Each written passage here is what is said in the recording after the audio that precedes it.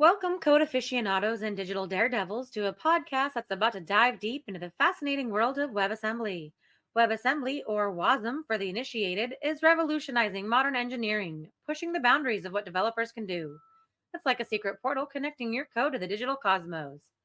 On this show, F5's Joel Moses, Oscar Spencer, and Matthew Akabuchi will be your guides to this virtual dimension, decoding the mysteries and unveiling the endless possibilities. So strap in for a bite sized adventure as we take off with WebAssembly Unleashed. All right. Thank you, Tabitha. And hello, everybody. Welcome to WebAssembly Unleashed, your source for news and views about the world of WebAssembly. I'm your host, Joel Moses. Alongside me, my fellow WebAssembly fans, Oscar Spencer and Matt Yakabuchi. If you're here as a subscriber, welcome back. And if you have yet to subscribe, make sure to hit that like and subscribe button right now. WebAssembly Unleashed, of course, is your source for what's happening in the community that's notable or particularly exciting, and the only place you're going to hear our noisy, unfiltered opinions, especially on what proposals, changes, or updates mean to the WASM standard. Now, we've got a great episode, and we've got some great guests today, but first, a little reflection time with me, Oscar, and Matt. Oscar, what's going on in the world of WebAssembly for you this week? That is a fantastic question. Honestly, folks are taking it easy right now. Coming off the heels of WASM.io and WASM Day in Barcelona and in Paris, folks are taking a break. So Yeah. luckily, there's not too much going on, so folks don't feel like you're missing too much at all. But with that, WASMCon is coming up very, very soon. That's June 25th, 24th, and 25th in Seattle. Be there or be square. I would tell you to get your CFPs in, but the window has already closed. So I hope you manage to get your CFPs in. Uh, But yeah, that's the big news of the day. yeah. Always excited when something is local to me and I don't have to go overseas to do it. Oh yeah, But absolutely. a lot of stuff happened in Barcelona, though. Got anything exciting from there? I Well, think one of the exciting things are you go ahead. I think there was some pretty interesting developments that came out of WASM, WASM.io and WASM days at KubeCon. We're starting to see a lot more development with WebAssembly in Kubernetes. This is Mhm. pretty Yeah. intense. Spin has got a high density, um, or Fermion has a high density offering that I think gets up to 5,000 workloads per node. This is Yes, thank starting to you. get pretty incredible. Kotlin is introducing WebAssembly. They're actively working on it. Go, who has ceded much of the work to TinyGo, but in the official tool chain, the official Golang tool chain, they're putting more WebAssembly work into it. So it's expanding the language horizon. And WA.dev, Oscar, I'd Yeah. like to hear from you on that. Yeah, your name was on that. Yeah.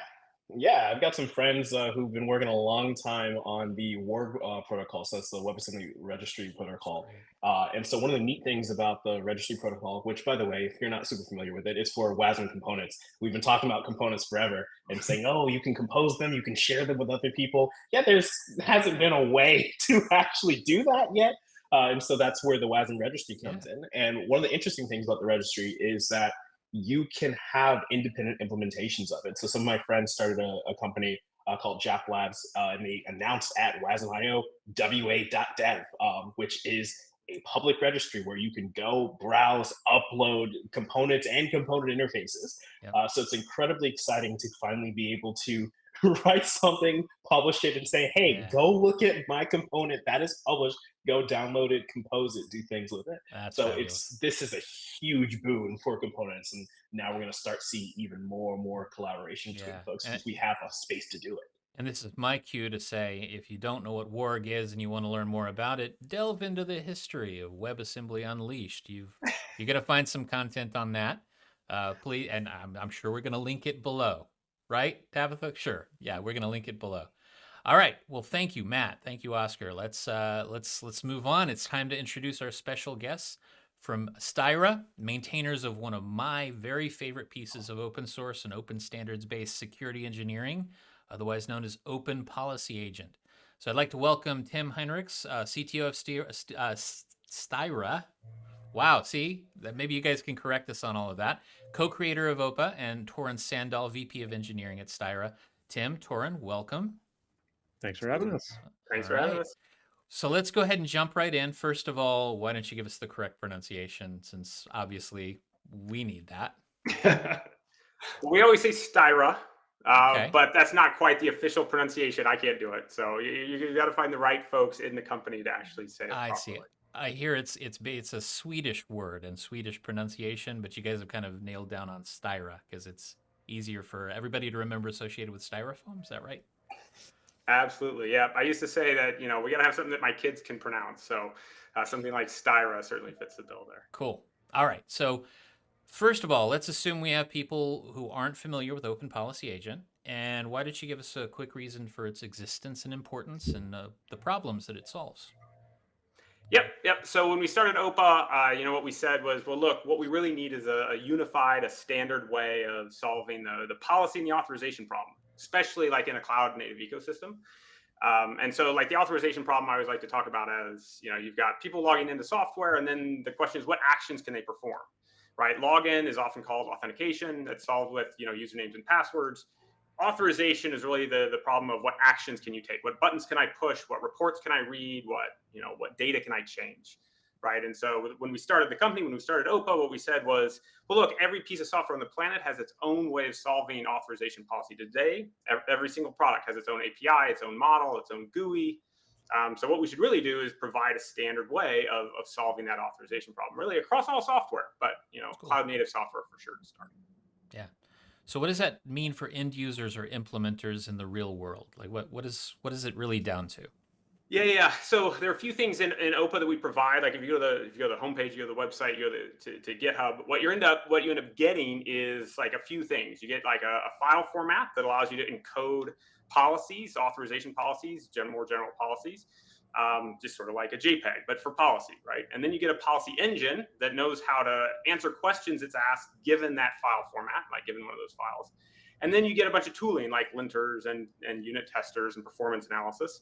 And then you also get a bunch of pre-built integrations. So if I'm a practitioner, what I'm going to do, and I want to use OPA, is I'm going to figure out, hey, here are the policies I want to write. I'm going to figure out how to write them in that language, in that file format. And I'm going to figure out how to add OPA, integrate OPA into whatever software system I need in order to make decisions, policy decisions. And so once you've done those couple of things, now you're up and running with OPA. And you've got one way of solving policy and authorization, and really you can just repeat that process for every piece of software that you want authorization control over. Got it. And I think if I go to the website, it's over 100 plus integrations. Did I read that right? Yeah, I wish I knew the latest answer, but yeah, it's over 100. We stopped kind of counting at 100 because then you hit triple digits and it's fine. Gotcha. But yeah, there are all kinds of them on there. So definitely go check it out, openpolicyagent.org. We usually bundle those integrations into one of two areas. So we think about like application authorization is a really popular area where, you're an application developer and you're, let's say it's a banking app and you're wanting to make sure that, Tim can make all the changes to the accounts that he owns, that he likes. But maybe he can see all the account balances on his kids, but his kids can't see the balances on Tim's accounts. So how do you make sure all of those permissions get enforced? Well, that's one use case for one class of use cases, I should say, for OPA.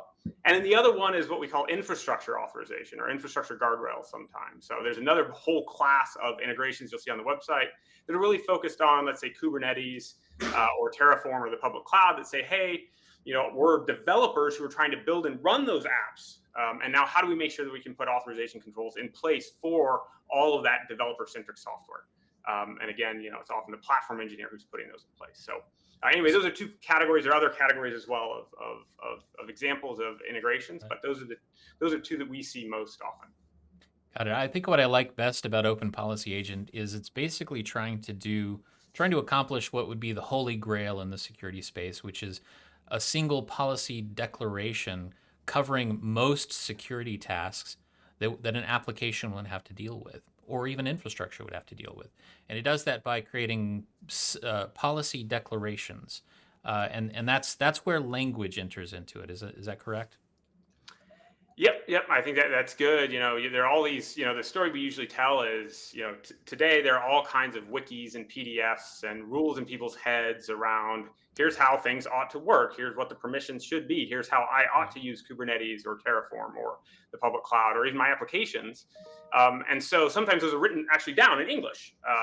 Obviously all the compliance regulations are written down that way. And so this is a way of saying, hey, let's take all those English and tribal knowledge bits of rules and actually codify them in a way that machines as well as people can understand. So, and that language is unambiguous. So there's no question, if you're given a particular authorization decision to make, the policy is completely unambiguous, unlike English. And so you can actually just ask OPA, hey, what's the answer to this authorization problem? Should this person have actually had access or not? Should this machine be able to do the thing that they're trying to do or not? Yeah.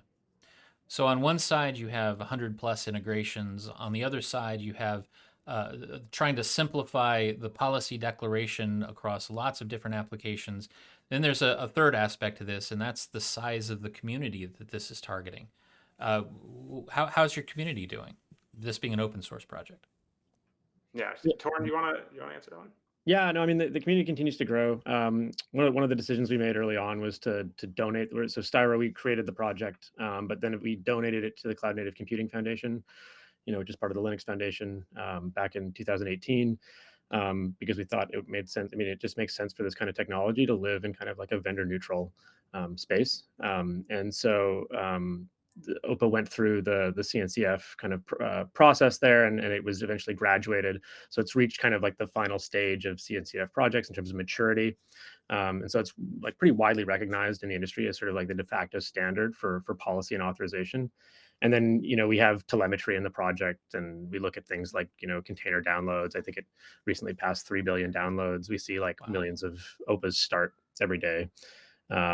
It's used by thousands of companies right now. And we see thousands of people signing up for like online courses for it. Right. Probably one of the most active parts of the community is the Slack organization. So there's an open policy agent Slack that we've been running for several years. It's got a few thousand, I forget how many thousands of people on it, but it's a great place to go for questions when you're getting started. If you want help or something like that, or if you just, hey, how does my use case map to open policy agent? Is it a good fit? What can I do to get it right, and so on. So lots of like active conversation on there, as well as GitHub discussions and all the other usual places. That's great. Yeah, that's. Or sorry, go ahead, Joe. No, go ahead, Oscar. So I was going to say, I think that's all fantastic. But absolutely, our users, our listeners, I should say, are absolutely dying to know what led you to WebAssembly. What is the WebAssembly story for OPA? For sure. So I think, as Tim really described really well, right? The kind of the one of the core thing that OPA provides is this high level declarative language that lets you write policy about anything so that it can run anywhere. It's called Rego, right? And yeah, that language is called Rego. And so in OPA, originally that language was implemented in Go. Okay, so we ship an interpreter basically for that language, and you can embed it into Go programs as a library. But typically we saw people taking it and either running it as a sidecar in Kubernetes or deploying it as a centralized service and then integrating their apps through the API that it exposes. And that's great, right? That works for like a large class of use cases. We see people embedding it into CLIs as well, which are often written in Go. So that's fine.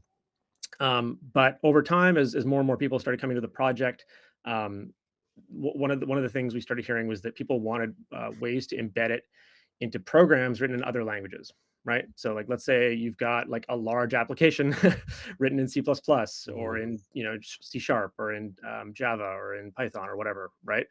And you don't want to take the hit of making RPC calls to a remote service or running a sidecar.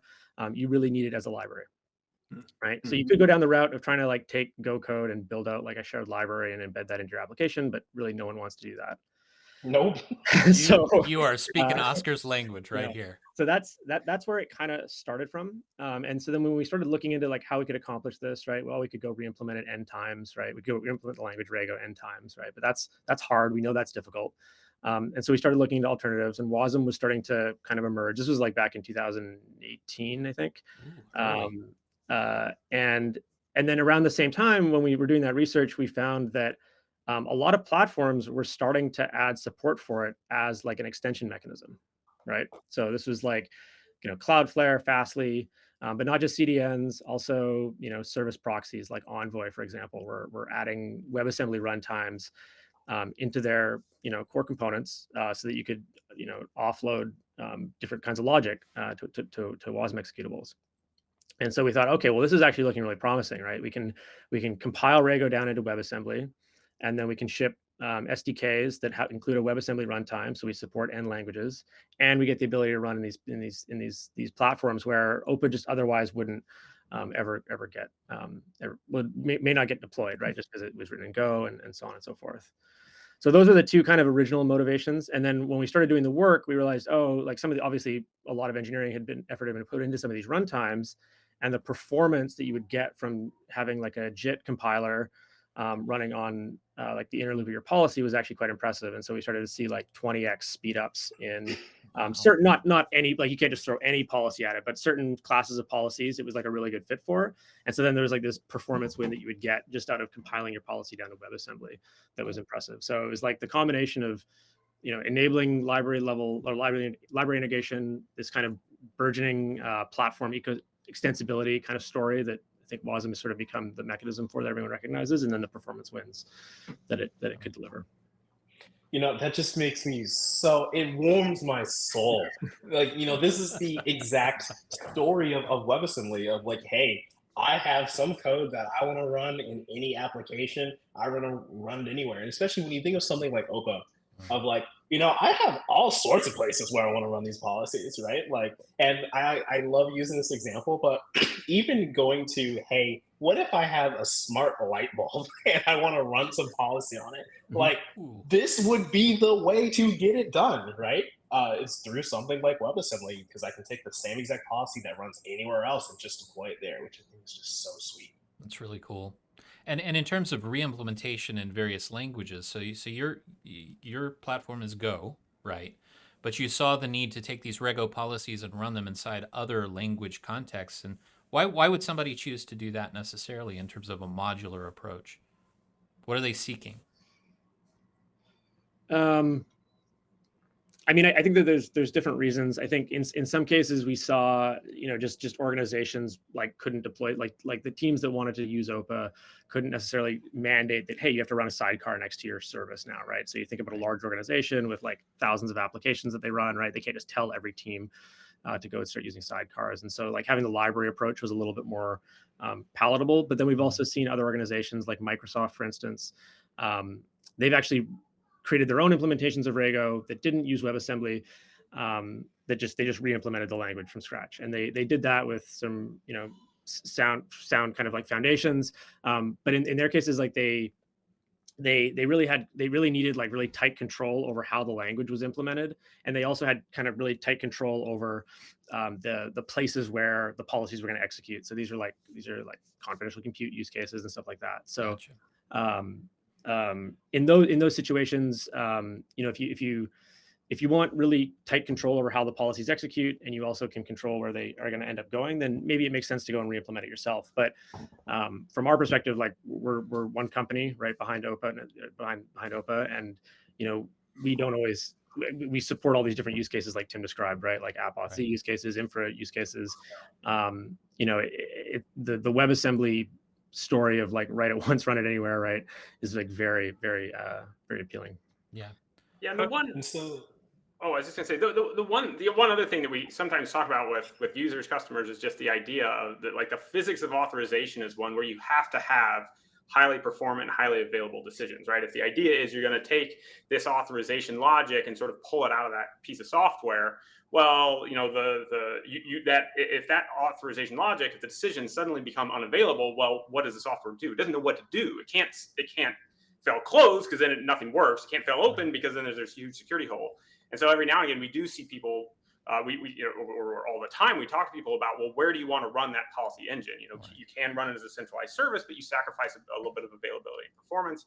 The closer though, but you can also then at the other end of the spectrum run it as part of the same process as a subroutine, as a library, and then you get really high availability, high performance. There are trade-offs to doing that, of course, but that's certainly something that we see in that policy space, that those trade-offs become very, very, very crucial. And by running it as a library, WASM gave us that option for just really any language on the planet. So, yeah, just as a quick language nerd kind of question. So how did you actually go about compiling it down to WASM?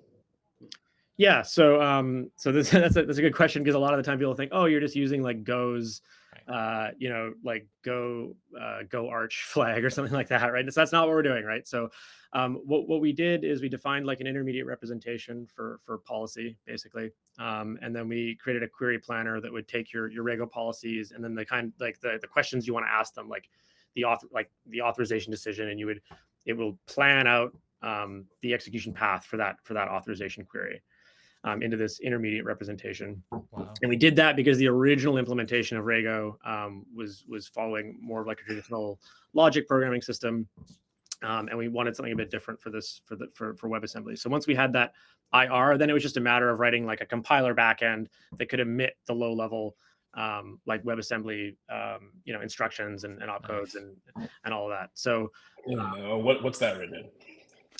So that's all written in Go. So that code is all written in Go. It's part of upstream OPA. To make all of this come together, we wrote some C code, which we cross-compiled into WASM using Clang to provide like low-level data structures that we would need, like maps and lists and stuff like that. So it's kind of it's like 90% Go, and then like 10% for that small C kernel that provides like the low-level data structures we need. The other thing it provides is like in Rego, the language, the policy language, you have these built-in functions that do things like arithmetic and string like regex and stuff like that. And so some of those built-in functions are C code that we've written that we've then cross-compiled into WASM using the like LLVM toolchain. That was another thing that really got us. Oh, go ahead. Oh, sorry. How self-contained is it at all? Is it like core WebAssembly, or did you have to pull in like WASI and Preview 2 or anything to do like interfaces outside of implementation issues and experiences with early WebAssembly? I can't wait to hear this one. Yeah, no. I mean, OPA itself has very few external dependencies, and the WASM modules we still emit have very few external dependencies. So, like the early experiments where we tried to reuse parts of like a standard library, we're pulling in too many third-party dependencies, and so we got rid of all that completely and wrote our own memory allocator and stuff. So the modules that it emits are extremely lightweight, and I think this all like WASI wasn't even really a thing at that point. Okay. So yeah, you said 2018, right? Yeah, it was late 2018. Yeah. So I assume you were dealing with bleeding edge technology back then, right? We were, yeah, and so that actually the compilation bits were one thing, and that was we got that working. We were like quite happy with it. We could demo it in running inside V8, for example. So with like the first SDK we created was a Node SDK, and that worked actually quite well. And I think we created a demo of it running on Cloudflare Workers at the time that was like, oh, okay, cool, this actually works, right? Yeah, cool. Eventually, I forget the timeline on this, but eventually we wanted to actually integrate a WASM runtime back into OPA itself, like into the Go runtime, so that we could offload parts of the policy that would benefit from the performance win. And that was a painful process. I think at the time, a lot of the WebAssembly runtimes, especially the ones that you could embed into Go, were just not as battle proven as you'd want them to be. And so we were, hitting seg faults and all kinds of nasty things like that.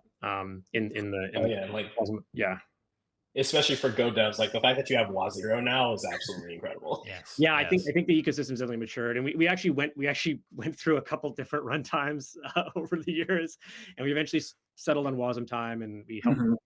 We contributed some patches upstream, I think, to help them fix some things, and it's definitely gotten better over time.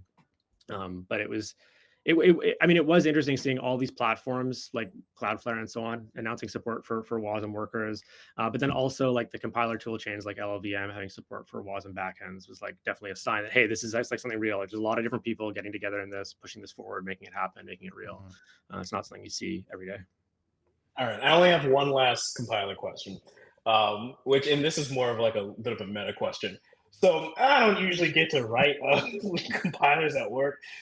So when someone had the bright idea, let's compile this to WASM, was it just like one engineer who was like, I got this in a weekend? Or was it like an actual like Scrum, we're going to plan this out, we got a board ready to go, these are all the tasks? Like, how did that actually happen? Torrent did it. Thorin did it. Well, to be fair, we started with like a really simple fragment of the policy language. So OPA has this thing called partial evaluation that lets you like take a high level policy and then run it. And what you end up getting out of partial evaluation is like you think of it as another version of the policy that's sort of simplified. And so we targeted, like we only targeted that fragment, that simplified fragment at first, which was fine for like demos and for the use cases that we were targeting around API authorization at the time. And then slowly over time, we kind of, Tim's a big fan of hill climbing. So like get the minimum viable product out and then treat the rest as like kind of like a hill climbing exercise and focus on what matters from the users. So yeah, it wasn't too bad initially. And then over time, you know. Any other integration challenges? I think you mentioned something about serialization and deserialization, inducing latency. Is that something that that occurred? Yeah. I mean, like Tim said, you know, a lot of these authorization use cases demand very low latency for decision making, right? Like frequently you can't budget more than like a millisecond for decisions. Sometimes even less than that, right? Sometimes it's like, you know, on a single digit microsecond kind of level, right? And so, you know, the idea of being able to execute your policies in memory as a library sounds great. But when you start to like actually say, well, okay, what does that mean? Well, you need to basically take data from inside the application and pass it into the WASM VM, right? It has to get loaded to the WebAssembly address space. And that, like, there has to be an agreement on like what the data looks like between the WebAssembly land and the host land, right? And so, you know, what we do today is just basically serialize the data as JSON because that's sort of that's the format that OPA really speaks. And so there's obviously like overhead to that. That's incurred by that, and in some cases it's an issue, and in a lot of cases it's not. We also ran into limitations with like the lack of like threading support in WASM. So if you have kind of contextual data that you want your policies to be able to access, OPA has really rich support for that.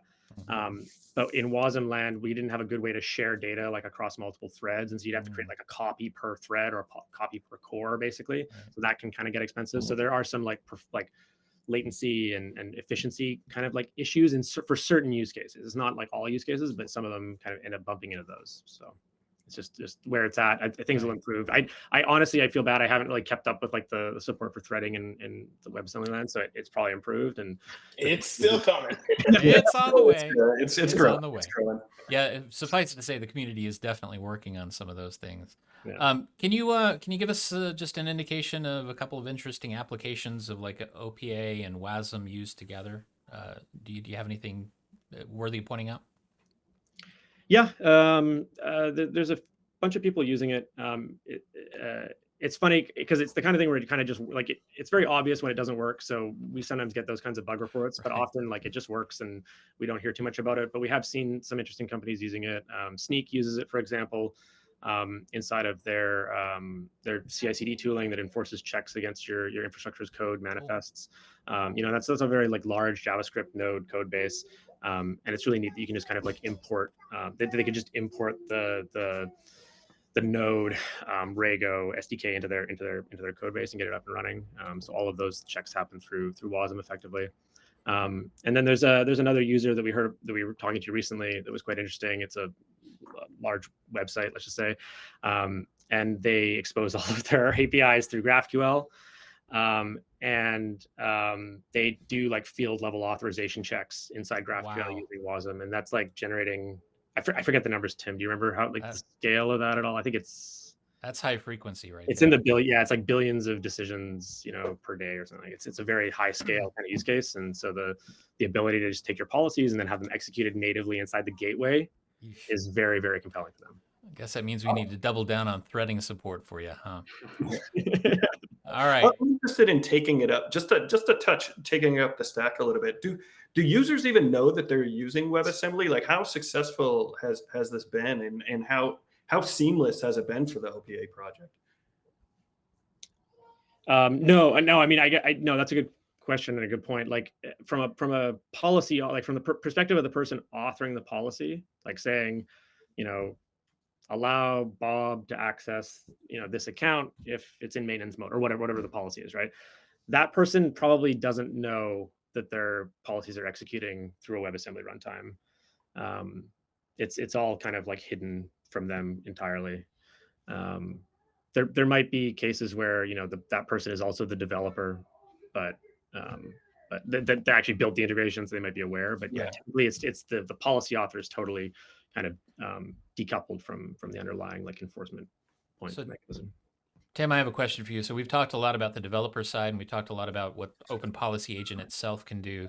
I wanted to give you just a moment to talk about Styra and what Styra adds on top of Open Policy Agent that people might be interested in. Yeah, definitely. So one of the things that we talked about earlier was this idea that you've got to run OPA as physically close to the software systems that need decisions as you can, right, to maximize performance and availability. But what that ends up meaning is that you have maybe tens or hundreds or thousands of OPAs that are running throughout your infrastructure and your applications. And so Styra, as the company behind OPA, provides a commercial control plane, a single pane of glass, a way of helping you author policies, test them, deploy them, monitor them, log them. So sort of the whole policy lifecycle. And so we sort of usually end up selling that to enterprises who are trying to provide a unified policy solution for their developer teams or their infrastructure teams. Right. So high frequency all the way down to an individual instance, like with GraphQL, and then broad, as in maybe tens of thousands of different instances of OPA.